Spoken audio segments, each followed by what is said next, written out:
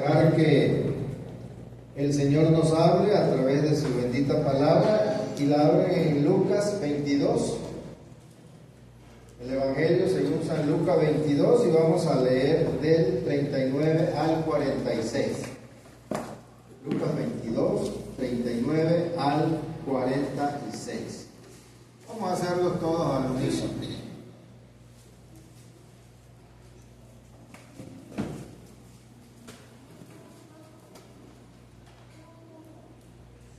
Amén. ¿Tienen su lectura?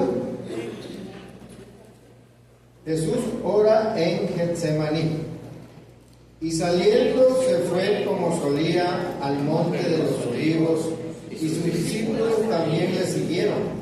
Cuando llegó a aquel lugar les dijo: orad, no entréis en tentación.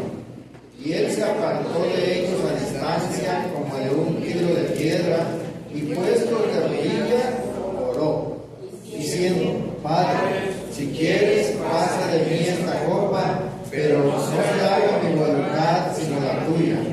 Y se le apareció un ángel del cielo para fortalecerle, y estando en agonía oraba más intensamente, y era su sudor como grandes gotas de sangre que caían hasta la tierra. Cuando se levantó de la oración y vino a sus discípulos, los halló durmiendo a causa de la tristeza. Y les dijo: ¿por qué dormís? Levantaos y orad para que no entréis en tentación. Amén. Bien, hermanos, pueden sentarse. Vamos ahora, que Dios nos siga hablando en esta tarde, en esta casi ya noche. El pastor Josué Rodríguez Cadena nos trae el tema Mi Getsemaní. Así que vamos a escuchar este tema a cargo de nuestro pastor Josué Rodríguez Cadena.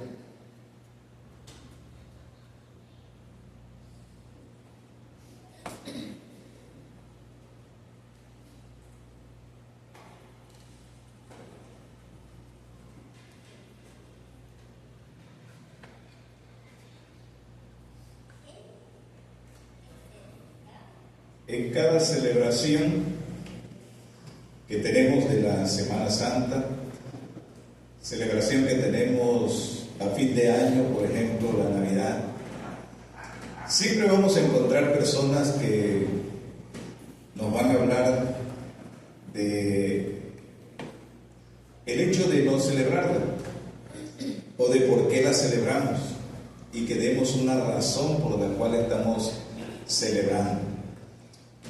Aún algunos, por ejemplo, han dicho: no hay Semana Santa,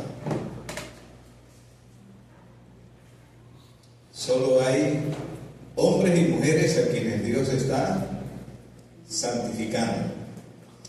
Y tal vez puedan tener razón en un porcentaje.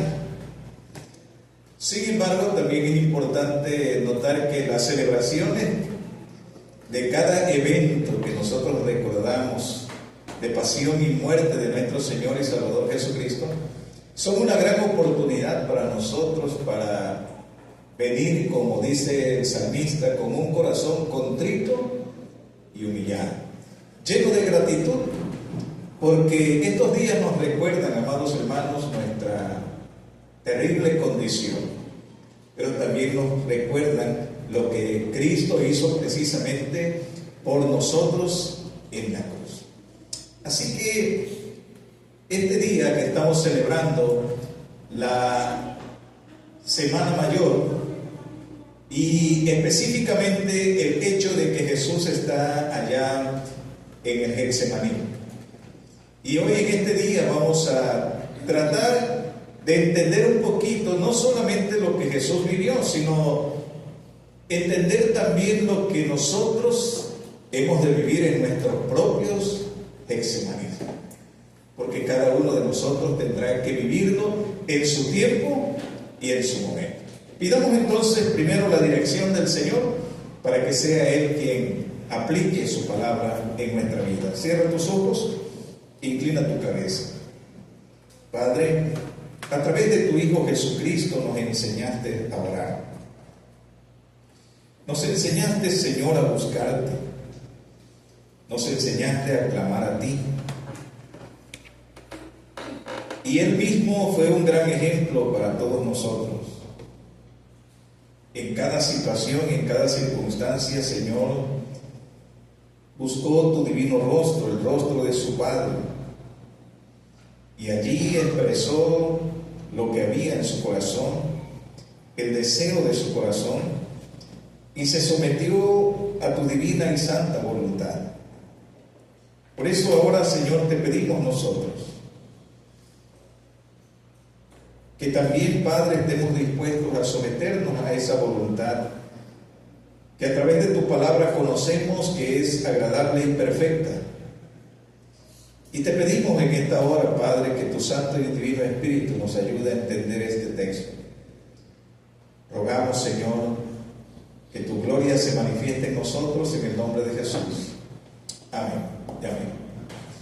Bien, amados hermanos, quiero ahora leer la palabra del Señor, pero ahora quiero tomar un texto, que es el texto de Marcos capítulo 14, versículo 32 al 42. Y allí voy a leer lo que dice la palabra de nuestro Dios. Llegaron a un lugar que se llama Getsemaní, y Jesús dijo a sus discípulos: siéntense aquí hasta que yo haya orado. Tomó con él a Pedro, a Jacobo y a Juan, y comenzó a afligirse y a angustiarse mucho. Mi alma está muy afligida hasta el punto de la muerte, les dijo. Quédense aquí y velen. Adelantándose un poco, se postró en tierra y oraba que si fuera posible pasara de él aquella hora. Y decía: Abba, Padre, para ti todas las cosas son posibles. Aparta de mí esta copa, pero no sea lo que yo quiero, sino lo que tú quieras. Entonces Jesús vino y los halló durmiendo y dijo a Pedro: Simón, ¿duermes? ¿No pudiste velar ni por una hora? Velen y oren para que no entren en tentación. El espíritu está dispuesto, pero la carne es débil. Él se fue otra vez y oró diciendo las mismas palabras. Y vino Jesús de nuevo y los halló durmiendo, porque sus ojos estaban muy cargados de sueño y no sabían qué responder. Vino por tercera vez y les dijo: ¿todavía están durmiendo y descansando? Basta ya. Ha llegado la hora. Miren, el Hijo del Hombre es entregado en manos de los pecadores. Levántense, vamos. Ya está cerca el que me entrega. Un predicador llamado Spurgeon decía que al acercarnos a este pasaje, estamos entrando en el lugar santísimo de la vida terrenal de nuestro Señor. Este es un misterio similar, dice él, al que vio Moisés cuando la zarza ardía en fuego y no se consumía. Ningún hombre puede exponer correctamente un pasaje como este, decía Spurgeon. Se trata de un tema más apropiado para ser meditado en oración y con un corazón quebrantado que para ser expresado en lenguaje humano. Otro predicador dice: la historia de la angustia de nuestro Señor en el huerto Getsemaní contiene cosas que los teólogos más sabios no pueden explicar de manera completa. Sin embargo, a través de la palabra santa y bendita escrita en los evangelios, nosotros vamos a encontrar aquí, amados hermanos, algunos temas importantes que para nosotros resultan en la vida práctica todo un desafío. Todo un desafío. Y resultan todo un desafío precisamente por lo que el texto, amados hermanos, nos va a enseñar. Dice la palabra del Señor entonces que Jesús se fue allá al Getsemaní. No sabemos quién era el dueño de este huerto. No sabemos nosotros tampoco quién era el dueño del burrito con el que Jesús entra triunfal a Jerusalén y que recordamos el Domingo de Ramos. Sin embargo, amados hermanos, la Biblia nos va a enseñar y nos va a decir que algunas personas desconocidas para nosotros han servido al Señor con un corazón sincero y un corazón que está ferviente, dispuesto a darle al Señor lo que el Señor necesita. Al llegar a Getsemaní, el Señor le dice a sus discípulos que se quedaran allí en cierto lugar. Él se interna más profundamente en el huerto con Pedro, Juan y Jacobo. Él fue con ellos, no porque necesitara compañía, sino porque ellos necesitaban aprender una lección como líderes del grupo apostólico, como veremos en un momento. No deja de llamar la atención que el Señor haya escogido precisamente este lugar con este nombre para derramar su corazón en oración. La palabra Getsemaní significa prensa de aceite. Allí se cultivaban y trituraban las aceitunas para licuarlas.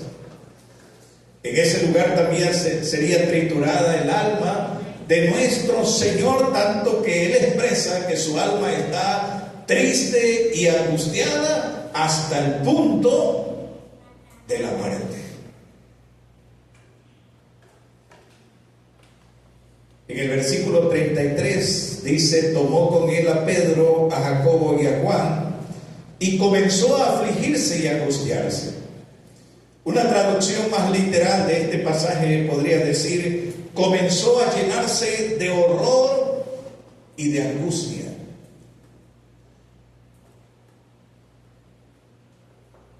Este pasaje, y específicamente estas palabras,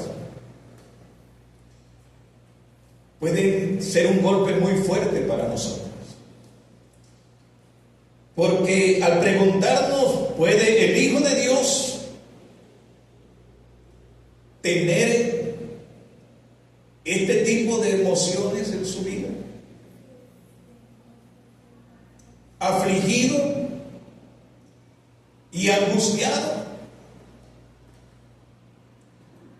En el Sermón del Monte el Señor habla y dice que no debemos afanarnos. El afán te trae angustia. Pero parece que ahora en esta condición y en esta situación en la que Jesús está viviendo, parece que la enseñanza de aquel Sermón del Monte quedó allá. Y esto es lo que suele decir precisamente la persona que vive o que pasa por algún sufrimiento y llegan a expresar palabras tales como: no se lo deseo ni a mi peor enemigo. O palabras como aquellas que dicen: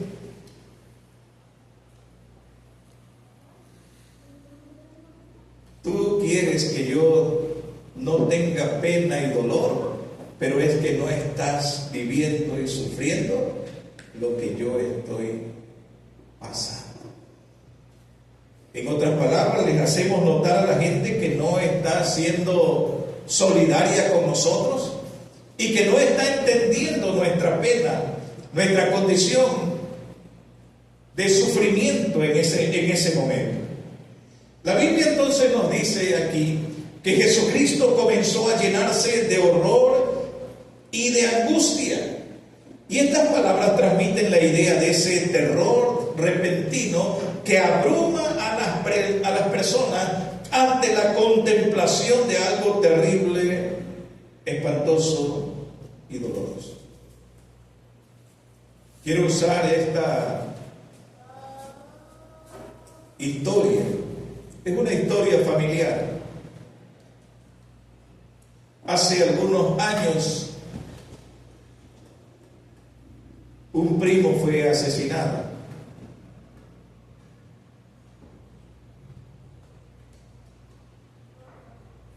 Y cuando se supo en la familia que había sucedido esto,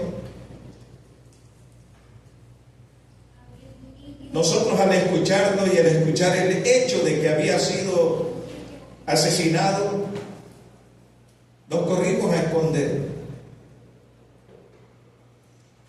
Nuestro corazón latía mucho, muy apresurado, porque pensamos que también probablemente podríamos nosotros estar en la misma condición. Hace algunos años, un sobrino fue asesinado.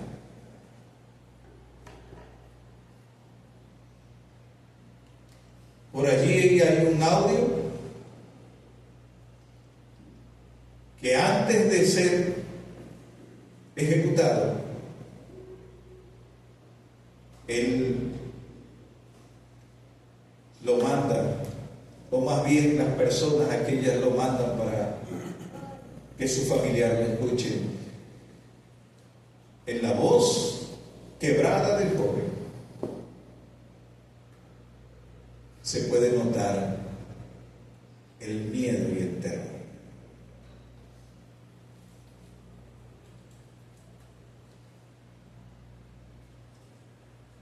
Esto es lo que Jesús estaba viviendo en estos momentos. La cena pascual había concluido, pero ahora el Señor tenía que vivir en carne propia lo que la cena pascual significaba: sacrificio. Cristo le dice a sus 3 discípulos que su alma está muy afligida hasta el punto de la muerte. La palabra griega que Marcos usa aquí es perilopus, que significa abrumado o rodeado de tristeza. Y era tal la angustia del Señor que su vida física estaba en peligro. Esa es la idea de que Jesús parece expresarle aquí a sus discípulos: la tristeza me embarga de tal manera que estoy a punto de morir. Cristo pudo haber muerto en Getsemaní de no haber sido por la intervención divina. Lucas, en el pasaje que leímos, dice la palabra que Dios envió a un ángel para fortalecerlo. Y hay aquí algo muy importante que nosotros debemos tener siempre presente y recordar.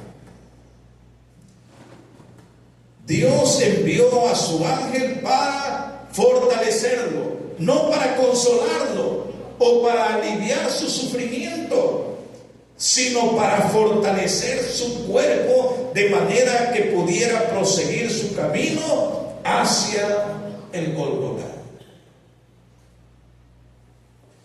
Algo muy importante, amados hermanos, que nosotros tenemos que tomar en cuenta es que no siempre en nuestro sufrimiento, en nuestros Getsemaní, en nuestro dolor, en nuestros calvarios, vamos a encontrar personas que consuelen.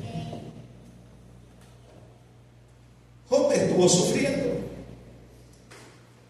y sus amigos dicen que vinieron, pero Job no encontró ningún consuelo en la plática que tuvo con sus amigos. Al contrario, dice la palabra del Señor, ellos llegaron para acusarlo y recriminarlo. Jesús escogió aquí a 12 personas para que estuvieran con él durante los 3 años de ministerio. Ahora están en el Getsemaní, pero dentro de ese grupo, amados hermanos, encontramos nosotros a alguien que le traiciona y que allí precisamente en el huerto le entregará, dice la palabra del Señor, con un beso. ¿Cuántos escucharon alguna vez El Ojo de Vidrio? ¿Recuerdan esa novela radiofónica? ¿Cómo se llamaba? Porfirio Cadena, El Ojo de Vidrio.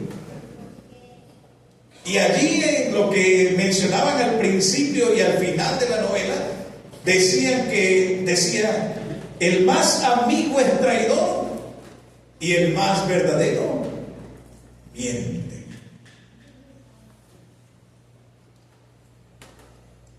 El dolor más punzante que recibirás en tu alma y en tu corazón no será de tus enemigos, será de la persona que come en el plato contigo.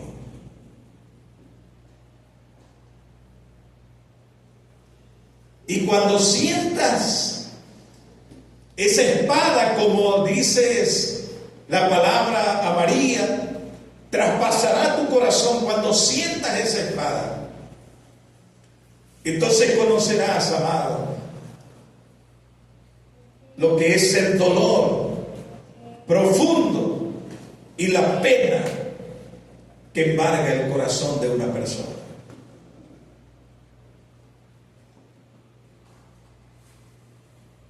Es muy interesante lo que la Biblia nos enseña. Un ángel vino para fortalecerlo. No vino entonces para consolarlo, no vino para aliviar su sufrimiento, vino para hacer lo que cosa más fuerte. Tal vez una de las cosas que nosotros necesitamos recordar es que cada situación complicada y difícil que nosotros vivimos, al pasar por ellas, el resultado para nuestras vidas es mayor fortaleza.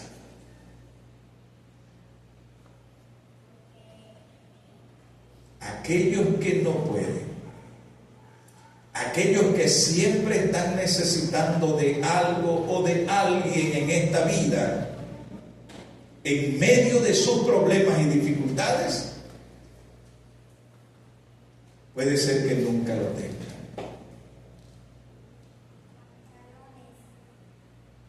O puede ser que la persona de quien tú esperas nunca esté disponible. Lucas nos cuenta que el Señor, estando en agonía, oraba con mucho fervor, y su sudor se volvió como gruesas gotas de sangre que caían sobre la tierra, dice el versículo 44. ¿Qué fue lo que llenó de terror el alma de nuestro Señor? El domingo hablábamos acerca de eso. La copa de la ira. En la Biblia vamos a encontrar nosotros a numerosas mujeres y hombres que se enfrentaron a la muerte con coraje, con quietud y algunos hasta cantando. En la historia de los mártires de la iglesia se narra la historia de una mujer llamada Juana. Fue quemada. Y en el momento en el que estaba ardiendo, el crujir del leño por el fuego parecían melodías que acompañaban el canto de una mujer dándole a Dios la gloria y la honra. Por eso lo que llama la atención de este pasaje, amados hermanos, es que si ha habido muchos hombres y muchas mujeres que han enfrentado la muerte con mucha valentía, ¿qué es lo que estaba pasando con Jesús? ¿Qué estaba sucediendo con él?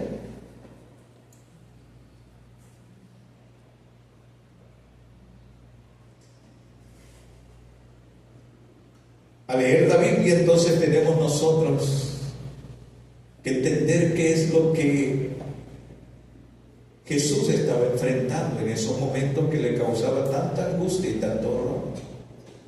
Dice la Biblia, Jesús se postró en tierra y oraba, que si fuera posible pasara de él aquella hora, y decía: Abba, Padre, para ti todas las cosas son posibles, aparta de mí esta copa, pero no sea lo que yo quiero, sino lo que tú quieres. No sabemos por cuánto tiempo Jesús estuvo derramando su corazón delante de Dios en oración. Pero luego viene y encuentra a sus discípulos durmiendo y le reprocha a Pedro no haber podido velar con él ni por una hora.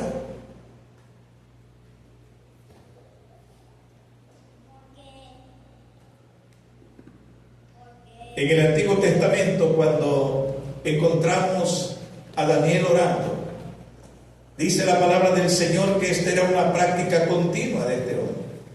Y oraba, dice la Biblia, 3 veces al día. Juan Calvino decía: tengo tantas cosas que hacer en el día que me pasaré las primeras horas orando. Lutero dice que cuando las personas oran, la mitad de las cosas que tienen que hacer ya están resueltas. Encontramos aquí a Jesús entonces derramando su alma, pero derrama su alma delante del Señor porque tiene que enfrentarse a la copa de la ira de Dios. En el Salmo 75 dice la palabra que hay un cáliz en la mano del Señor, del cual deben beber todos los impíos de la tierra. Sería interesante que lo buscaras en tu Biblia. Salmo 75, versículo 8. Y al leer este pasaje,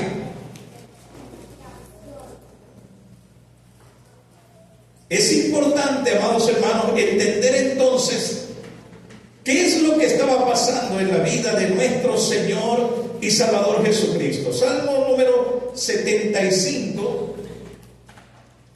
en el versículo 8, y dice: porque el cáliz está en la mano de Jehová, y el vino está fermentado, lleno de mistura, y él derrama del mismo hasta el fondo, lo apurará y lo beberán todos los impíos de la tierra. Lo que el salmista entonces nos está diciendo, amados hermanos, es que la ira de Dios se derrama sobre la humanidad pecadora. El justo juicio de Dios está determinado, dice el apóstol Pablo, que el alma que peque, eso muera. Está determinado que el hombre muera una sola vez y después de esto tenga que enfrentar el justo juicio de Dios. Isaías se refiere a esa copa como el cáliz de su furor. Jeremías habla de ella como la copa del vino de su furor. Por lo tanto, amados hermanos, lo que Cristo está enfrentando es el hecho de llevar la maldición, la ira y el furor de Dios sobre él en el momento de tomar tu lugar y mi lugar.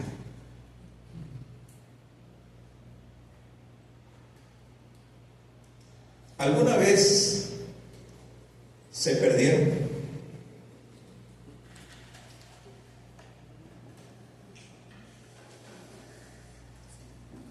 ¿Alguna vez de niños les pasó que se perdieron? ¿Que no sabían dónde estaban? Obviamente, en mi caso, nosotros vivíamos en la ranchería.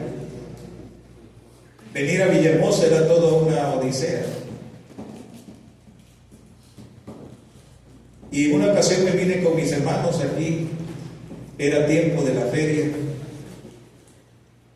y en el tumulto los perdí de vista.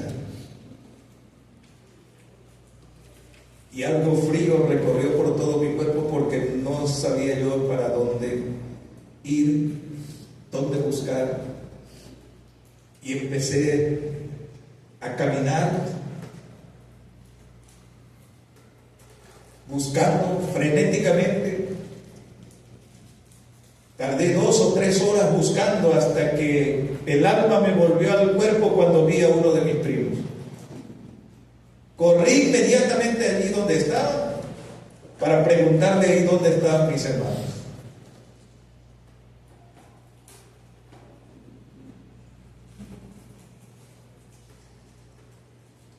Cuando nosotros nos enfrentamos, amados, al hecho de ser abandonados, es entonces cuando nosotros empezamos a experimentar lo que significa temor en nuestras vidas. El temor en una persona cala hasta los huesos y lo hace sentir solo en el mundo, aun cuando esté total y completamente rodeado de personas. Jesucristo ahora tuvo que buscar, amados hermanos, la compañía del Padre para decirle: Padre, si es posible, pasa de mí esta copa. No quiero tomarla. El horror de la ira, amados hermanos, de Dios, el hecho de ser rechazado, el hecho de ser apartado de su presencia, es precisamente el horror del infierno. Por eso en el credo apostólico nosotros leemos: Cristo bajó ¿a dónde? A los infiernos.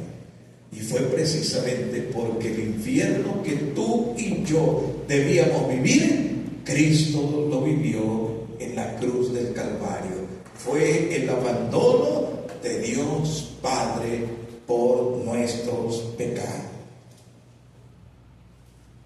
Pero siguiendo con el pensamiento, ¿acaso no sabía Jesús que esa hora llegaría tarde o temprano? Él ya lo había anunciado en varias ocasiones. Pero también tenemos que reconocer algo. No es lo mismo tener un conocimiento teórico de algo que sucederá en el futuro que verse en la experiencia. Las mujeres que han sido madres tal vez puedan hablar un poco de eso. Esperan con ansiedad el momento en el que el niño va a venir. Pero no es lo mismo tener ese conocimiento al inicio del embarazo que cuando ya empiezan, ¿qué cosa? Las contracciones y los dolores. Cuando ya están en ese momento, ya la situación es total y completamente distinta. No es lo mismo simplemente pensarlo al hecho de vivirlo y experimentarlo. Jonathan Edwards, un predicador de los siglos pasados, dice: en el huerto de Getsemaní Jesús tuvo una visión cercana del horno de la ira en el que iba a ser lanzado. Estuvo ante la puerta para que pudiera verlo, para que pudiese observar la fuerza de las llamas y la intensidad del calor, para que supiese a dónde iba y lo que iba a sufrir.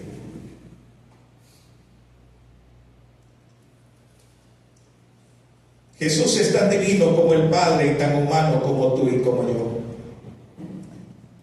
Por eso en su humanidad suplica con clamor y con lágrimas, con gemidos, pidiendo que pase de él esa copa.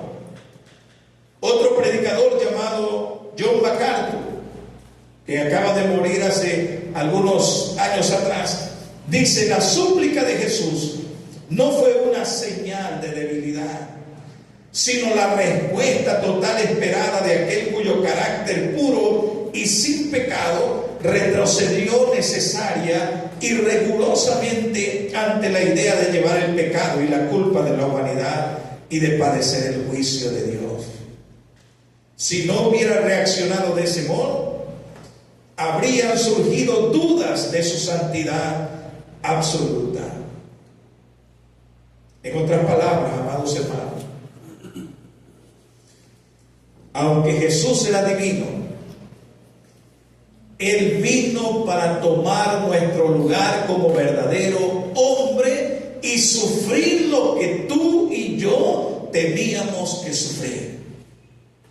Ahora, eso auméntale el sufrimiento de cada uno de nosotros para entender, amados hermanos, lo que Cristo tuvo que padecer en el Gólgota. Esta es la razón por la que Cristo ahora está triste, por la que está angustiado. Él iba a ser triturado de tal forma, como dice el profeta Isaías, de tal manera fue desfigurado.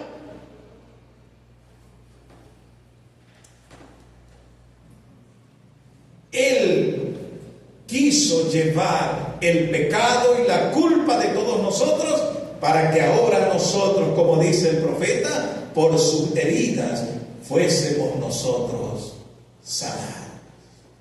Ahora bien,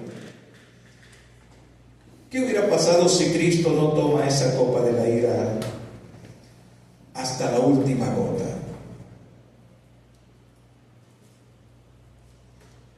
El cielo estuviera vacío y el infierno repleto.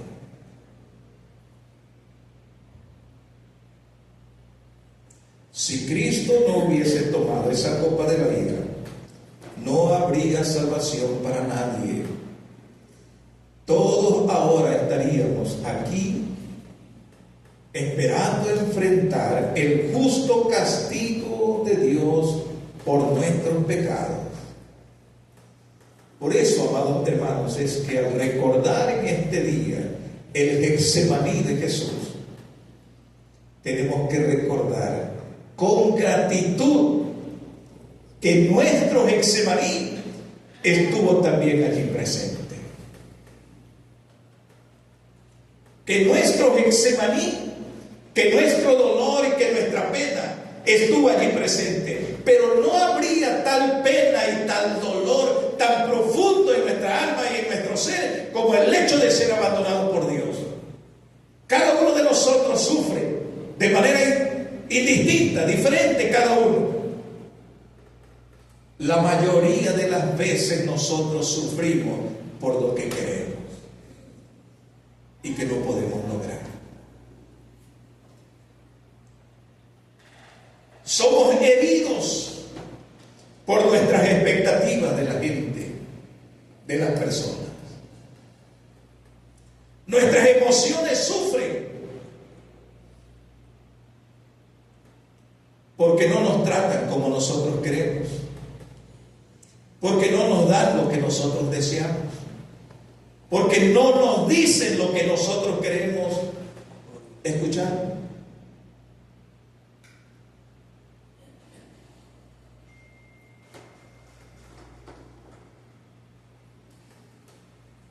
Cristo sufrió, no por ello, sino por el hecho de querer tomar un lugar que implicaba muerte.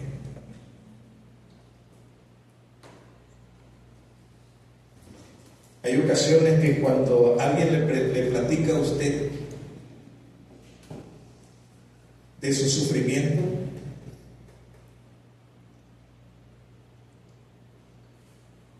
usted puede estar diciendo, oye, y por eso está sufriendo.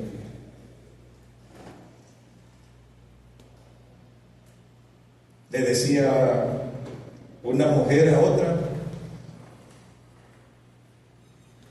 porque le platicaba de cómo estaba sufriendo porque el esposo la había abandonado, le había sido infiel y se había ido.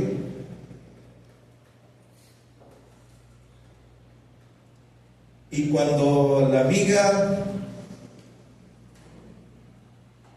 estaba escuchando todo esto y al ver el sufrimiento de esta mujer le dice: oye, pero ¿quién es tu esposo?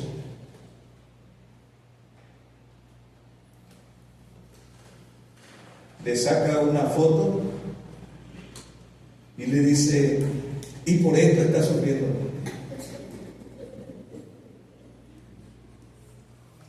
Obviamente para ella era lo mejor. Pero ese es el punto precisamente. Muchos de nosotros sufrimos en nuestro Getsemaní solamente porque sufren nuestras expectativas.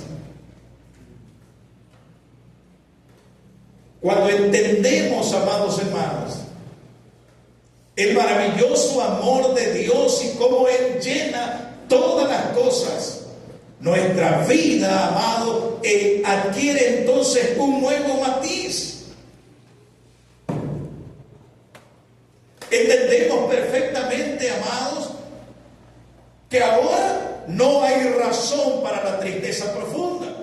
Por eso Pablo, aun cuando hay pérdida de personas que ya han sido quitadas de nuestro lado, Pablo escribe a la iglesia y le dice: estas cosas les escribo para que no haya tristeza en vuestros corazones como aquellos que no tienen esperanza.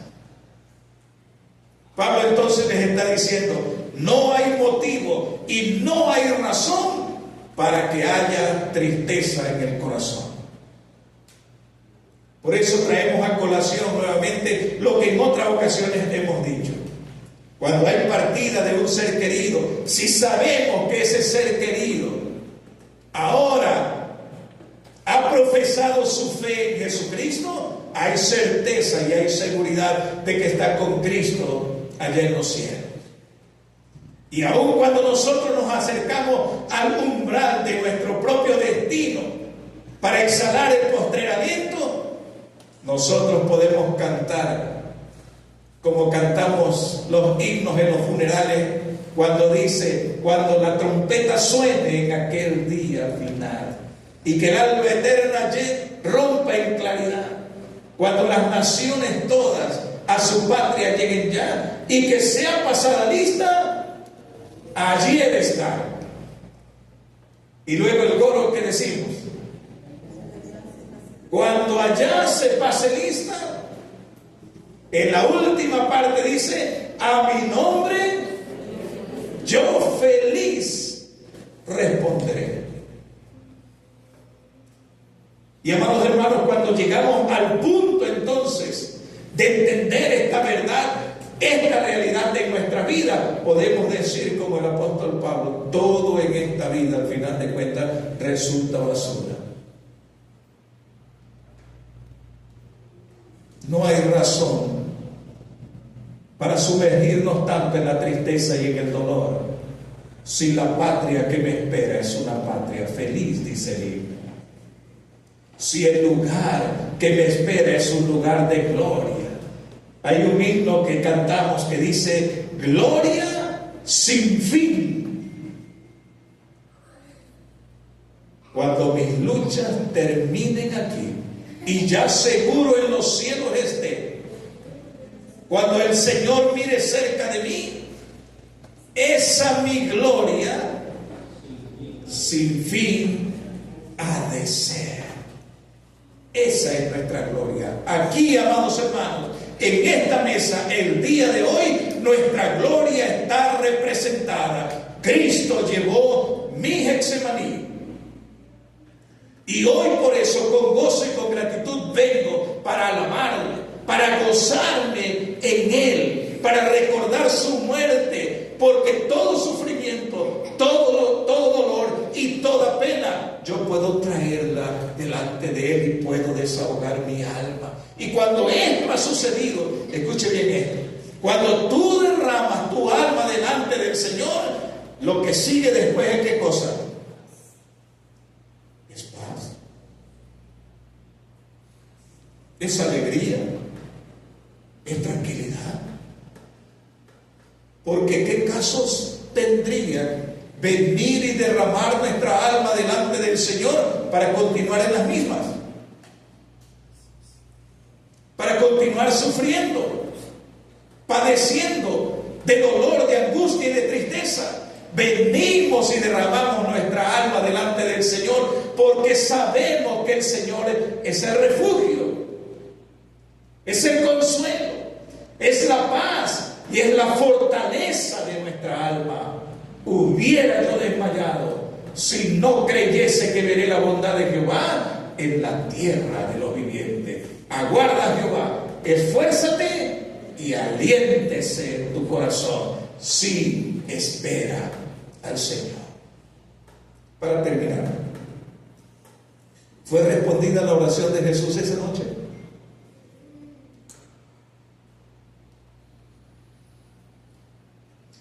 El autor de la carta a los Hebreos nos dice, Hebreos capítulo 5, versículos 7 al 10, dice: Cristo en los días de su carne, habiendo ofrecido oraciones y súplicas con gran clamor y lágrimas al que lo podía librar de la muerte, fue oído a causa de su temor reverente. Aunque era hijo, aprendió obediencia por lo que padeció. Y habiendo sido hecho perfecto, vino a ser fuente de eterna salvación para todos los que le obedecen, siendo constituido por Dios como sumo sacerdote según el orden de Melquisedec. ¿Fue oída la oración de Jesús? Dice el escritor sagrado aquí que fue oído a causa de ¿qué cosa? De su temor reverente. Porque el que se acerca a Dios debe creer que Dios es ¿qué cosa? Es galardonador de aquellos que le buscan. Por esta razón, amados hermanos, es que a nosotros, como Pedro, como a Jacobo y como a Juan, el Señor nos dice: acompáñenme aquí, acompáñenme a orar. Porque cuando venga tu dolor y tu tristeza, si estás durmiendo, no serás fortalecido. Cristo fue fortalecido para soportar el cáliz de la copa estando en oración. Los que no oran llevarán consigo dolor, tristeza, angustia, pena y vergüenza. En tu Getsemaní tienes tú que creer que Cristo te oye. Él te entiende ahora, porque no tenemos un sumo sacerdote que no pueda compadecerse, sino uno que fue tentado en todo, pero sin pecado. Así que, amados hermanos, en esta parte de las Escrituras, Cristo no fue librado de morir, pero fue librado del poder de la muerte. Nosotros no somos librados de padecer en este mundo, pero somos fortalecidos para ser más que vencedores en medio de nuestra situación y condición de vida. Ahora nosotros podemos, como Pedro, caminar sobre las aguas. Ahora podemos cantar que el Señor nos levanta más allá de nuestro problema y de nuestra dificultad. Ahora nosotros podemos cantar con gozo y con gratitud a nuestro Dios, exaltando su poder, su gloria y su majestad, porque el Getsemaní,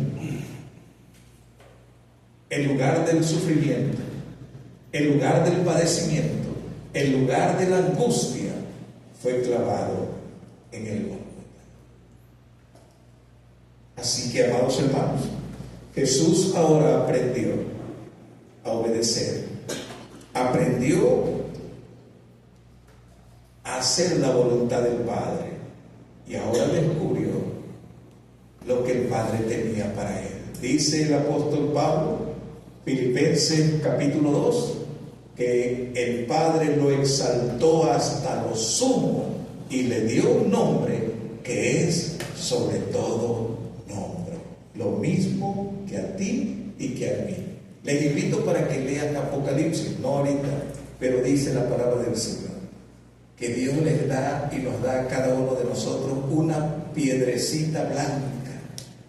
Y en esa piedrecita blanca, un nombre escrito que nadie conoce, solo aquel que lo recibe. ¿Qué dirá tu piedrecita blanca?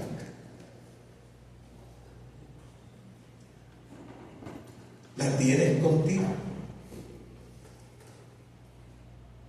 ¿Qué significado tendrá esa piedrecita blanca en nuestra vida? Algo muy sencillo. El Espíritu del Señor que está en nosotros,